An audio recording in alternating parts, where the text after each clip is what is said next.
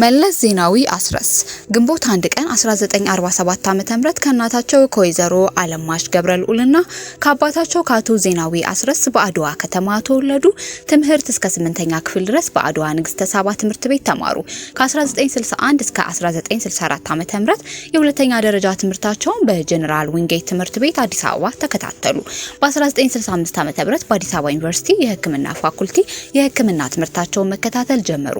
የፖለቲካ ተሳትፎ በ1966 መጀመሪያ በተማሪዎች መማክርት ምርጫ ላይ በመወዳደር የሳይንስ ፋኩልቲን በመወከል የአዲስ አበባ ዩኒቨርሲቲ ተማሪዎች ምክር ቤት ስቱደንት ካውንስል አባል በመሆን የኢትዮጵያ ተማሪዎች ንቅናቄ አመራርን ተቀላቀሉ። መስከረም ወር 1967 ዓ.ም የብሔራዊ ትግራይ ተራማጅ ማህበር ማግበብት እንደተመሰረተ የንቅናቄ አባል ሆኑ። በ1967 ዓ.ም አምባገነኑ የደርግ ስርዓት ለመታገል ወደ ትጥቅ ትግል በመውጣት የህወሓት አባልን ሆኑ። ከ1967 እስከ 1969 በህወሓት ታሪክ ድርጅት ህልውናን የማረጋገጥ ምዕራፍ ፈተናዎች በጽናት ተሻገሩ። በ1969 ዓ.ም የህወሓት ማዕከላዊ ኮሚቴ ተወካይ የከፍተኛ አመራር አባል ሆኑ። በ1971 ዓ.ም በህወሓት አንደኛ ደረጃ ድርጅታዊ ጉባኤ የህወሓት ማዕከላዊ ኮሚቴ አባል ሆነው ተመርጠዋል።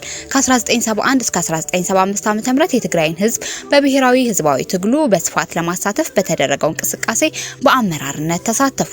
በ1975 ዓ.ም በሁለተኛው የህወሓት ድርጅታዊ ጉባኤ የህወሓት ማዕከላዊ ኮሚቴ ፖሊት ቢሮ አባል ሆነው ተመረጡ።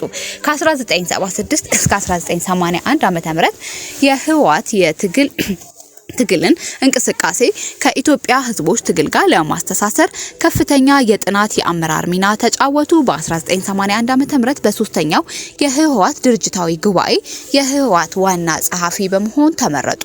በ1983 ዓ.ም ህዳር ወር በኢሃዲግ የመጀመሪያ ጉባኤ የኢሃዲግ ሊቀመንበር ሆነው ተመረጡ። መንግስታዊ አመራር ተሳትፎ በ1983 ዓ.ም ግንቦት ወር ኢሃዲግ አዲስ አበባን በተቆጣጠረበት ወቅት የኢሃዲግ ጊዜያዊ መንግስት ፕሬዝዳንት ሆነው ለአንድ ወር ያህል አገለገሉ። ሐምሌ ወር ከ1983 ዓ.ም ጀምሮ እስከ 1987 ዓ.ም መጨረሻ የኢትዮጵያ ሽግግር መንግስት ፕሬዝዳንት በመሆን አገልግለዋል። በ1987 ዓ.ም የተካሄደውን የመጀመሪያውን የኢትዮጵያ ዴሞክራሲያዊ ምርጫ ተከትሎ በመስከረም 1988 ዓ.ም የኢትዮጵያ ፌዴራላዊ ዴሞክራሲያዊ መንግስት ጠቅላይ ሚኒስትር በመሆን ተመረጡ። በ1992 ዓ.ም ሁለተኛውን አገር አቀፍ ምርጫ ተከትሎ ለሁለተኛ ጊዜ የኢፌዴሪ ጠቅላይ ሚኒስትር በመሆን በመስከረም 1993 ዓ.ም ተመረጡ። በ1997 ዓ.ም የተካሄደውን ሶስተኛ አገር አቀፍ ምርጫ ተከትሎ በ1998 ዓ.ም መስከረም የኢፌዴሪ ጠቅላይ ሚኒስትር በመሆን ለሶስተኛ ጊዜ ተመረጡ። በ2002 ዓ.ም የተካሄደውን አራተኛውን አገር አቀፍ ምርጫ ተከትሎ በ2003 ዓ.ም መስከረም የኢፌዴሪ ጠቅላይ ሚኒስትር በመሆን ለአራተኛ ጊዜ በመመረጥ እስከ ዕለተ ህልፈታቸው አገራቸውን ህዝባቸውን አገልግለዋል።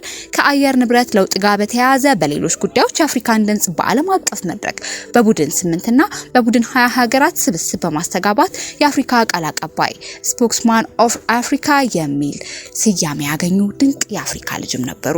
እንደ አውሮፓውያን አቆጣጠር በ1995 ዓ.ም ከዩናይትድ ኪንግደም ኦፕን ዩኒቨርሲቲ በቢዝነስ አድሚኒስትሬሽን በ2004 ዓ.ም ደግሞ ከኔዘርላንድ ኢራስመስ ዩኒቨርሲቲ በኢኮኖሚክስ የማስተርስ ዲግሪያቸውን ሰርተዋል።